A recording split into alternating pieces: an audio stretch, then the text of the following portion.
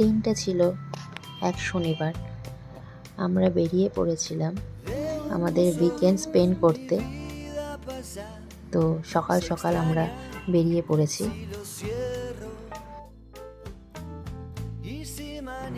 সকালের কলকাতা দেখতে দেখতে আমরা আমাদের ডেস্টিনেশনের দিকে এগিয়ে চললাম। এখন আমি ব্রেক করতে আসছি।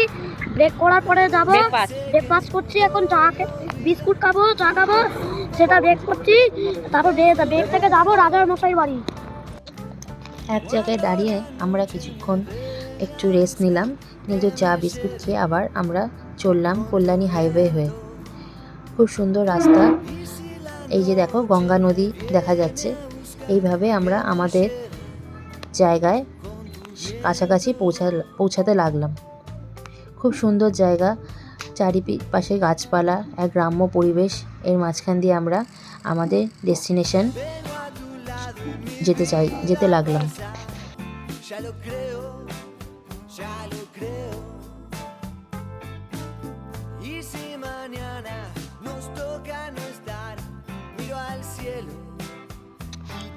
আমরা পৌঁছে গেলাম। হ্যাঁ, অনেকেই হয়তো জানো এটা হচ্ছে ইটাচুনা রাজবাড়ি। তো আজকের দিনটা আমরা এখানেই কাটাবো। আজকের শনিবারটা আমরা এখানে কাটাবো। আবার কালকে আমরা আমাদের বাড়িতে ব্যাক করব।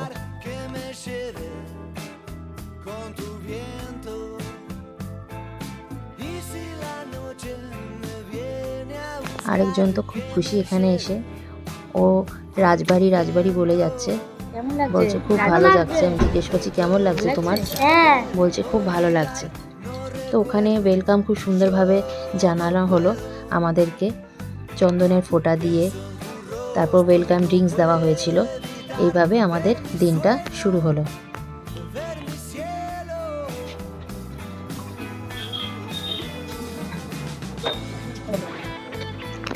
এরকম এক পরিবেশে থাকা মানে সত্যি আমার কাছে খুবই মানে অন্যরকম ফিলিংস, যেটা বলে বোঝানো যাবে না।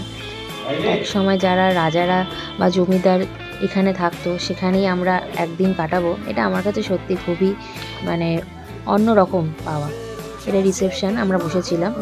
ও সেখানে কিছু কথাবার্তা বলে এবার আমরা আমাদের রুমে গেলাম। সেই সিঁড়ি, সেইখানে মোজাইক করা সব কিছু এত সুন্দর, মনে হচ্ছে না সেই টিভিতে যেমন দেখি রাজাদের বাড়ি বা বিভিন্ন সিনেমাতে, সেরকম ফিলিংস হলো।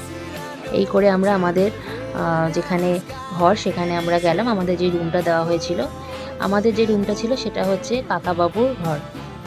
তো ঘরটাও খুব সুন্দর ছিল। আমরা একদিন থাকবো, তাই এরকমই একটা ঘর নেওয়া হয়েছে। বড় বড় কার্টেন, সুন্দর পালঙ্কর মতো খাট। এখানকার বাথরুমটা তো সত্যি অন্যরকম, মানে বিশাল বড় বাথরুম। সেখানে খুবই ভালো লাগছে এখানে আসার পর।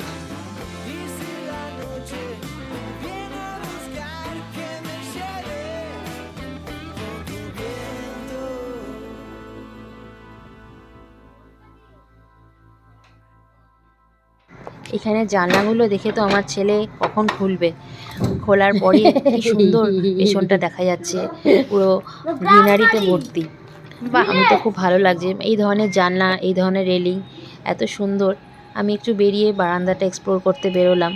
সেই লাল সিমেন্টের যে বারান্দা, হ্যাঁ কি সুন্দর জায়গা।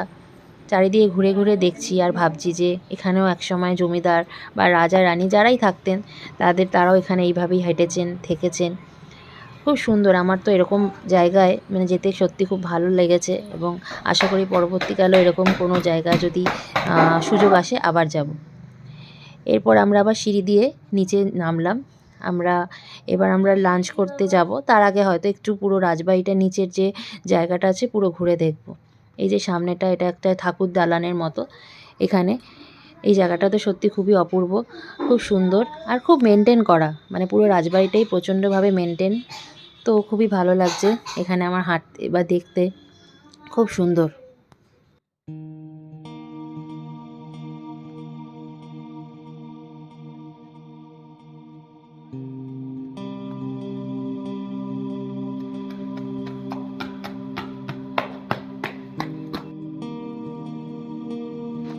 এখন আমরা দুপুরে লাঞ্চ করতে চলে আসলাম।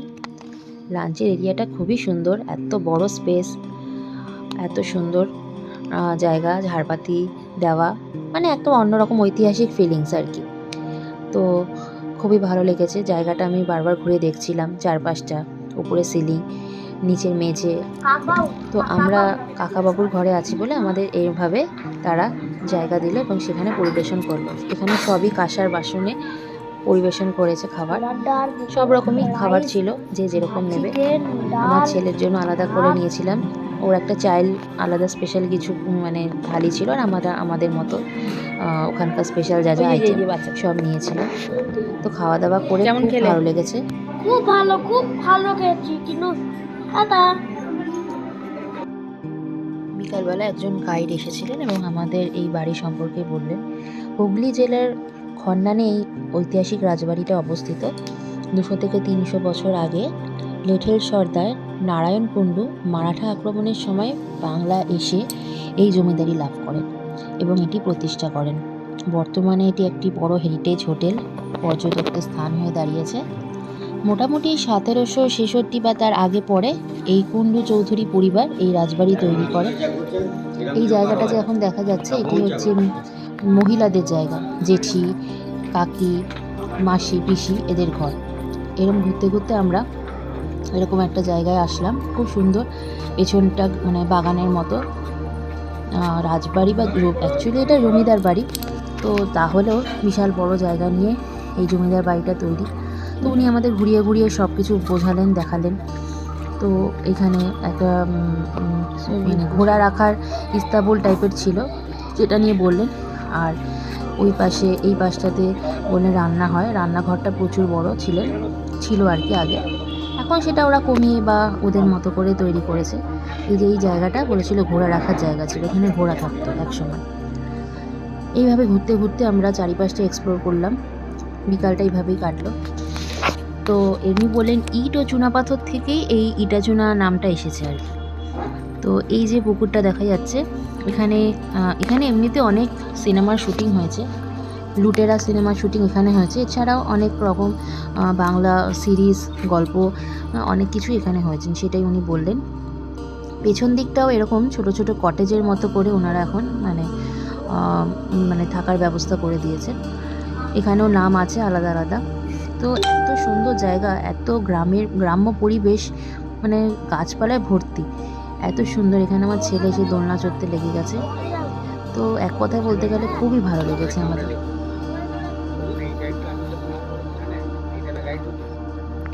এই জায়গাটায় অনেক পাখি, হাঁস, অনেক রকম জিনিস রয়েছে।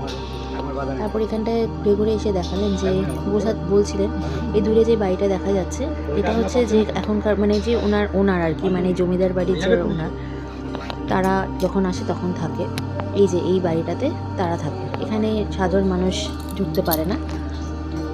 মোটামুটি এখন যারা এদের বংশ পরম্পরা যারা রয়েছে, তারা কেউই কলকাতাতে বাসিন্দা খুব কম আছে, বেশিরভাগই বিদেশে সেটেল। তো বছরে একবার দুবার হয়তো আসে। তো আসলে এখানে এই যে বিল্ডিংটা, এখানে ওরা থাকে। এই করে আমরা ছাদের দিকে গেলাম। সিঁড়িগুলো দেখেছেন এত সুন্দর, আগেকার দিনের মতো সেই লম্বা সিঁড়ি, সেই সিঁড়ি বই আমরা এই ছাদে আসলাম। ছাদটা দেখে তো এত ভালো লাগলো, মানে বলার মতো না, একদম সোজা। মানে অ্যাকচুয়ালি আমি কোনোদিনও তো এরকম জায়গায় আসিনি, তাই প্রথম এসে আমার কাছে মানে অন্যরকমই একটা লাগছে, যা বলে বোঝাতে পারবো না। ভেতরটা কি সুন্দর লাগছে, বাড়ির ভেতরের এই যে অংশটা। প্রত্যেকটা ফ্লোরেই কিছু না কিছু জায়গায় এরা ভাড়া দেয়, সব ঘর নয়, সব ঘর তো দেওয়া সম্ভব নয়। তো এটি হচ্ছে দেখা যাচ্ছে আপনার ছাদ থেকে এই মন্দিরটা, যেটা বললাম ঠাকুর দালান, ওই মন্দিরের। আর এটা হচ্ছে ছাদ। তো ছাদে আমাদের কিছুক্ষণ ঘোরালেন, দেখালেন। এখানে দূরে বললেন ওদের আরও দুটো মন্দির আছে, একটা শিব ঠাকুরের মন্দির আর একটা কি মন্দির আছে। আর এখানে নারায়ণ পুজো হয়, প্রতিদিন ঠাকুরমশাই এসে পুজো দেন, সন্ধ্যা আরতি হয় এবং সকালবেলাও এসে পুজো দেয়। তারপর সারাদিন বন্ধ থাকে মন্দিরটা। এই বিকালের সময়টা এই আলোতে রাজবাড়িটা যেন গেট আপটা অন্যরকমই হয়ে গেল।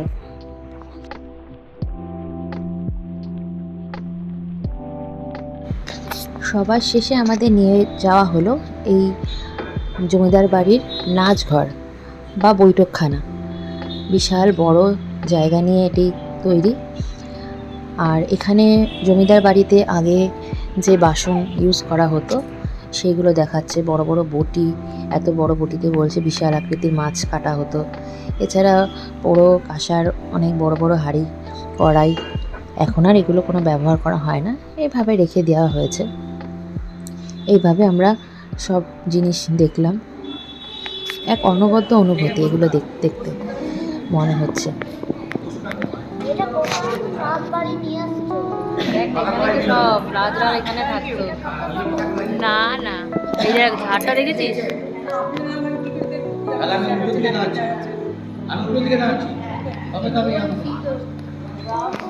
এখানে যে গাইড আছেন তিনি আমাদের কিছু অভিনয় করে দেখালেন তখনকার জমিদাররা কিভাবে সেই সময় কর আদায় করতেন ইত্যাদি।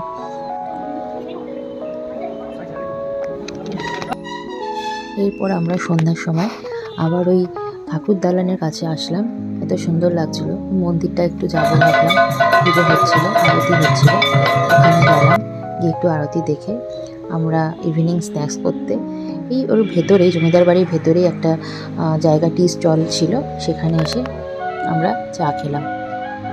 পরের দিন সকালবেলা ঘুম ভাঙলো সুন্দর বাঁশির আওয়াজে। এত সুন্দর বাঁশি বাজাচ্ছেন, আর সেই সময় ঘুম থেকে উঠে এরকম এক পরিবেশ, সত্যি কথা অতুলনীয়।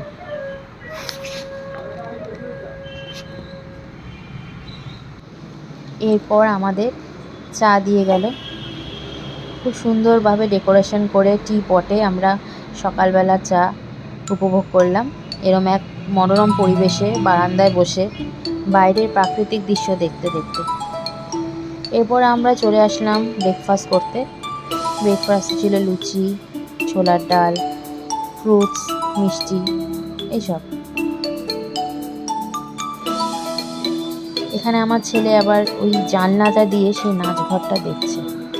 ও বলছে এখানে কি মঞ্জলিকা আছে। এবার আমাদের যাওয়ার পালা। যাওয়ার সময়ও আমাদেরকে বিদায় জানালো। এইভাবে আজকের দিনটা, মানে এই দুদিন শনি আর রবি আমাদের খুব ভালো কাটবে।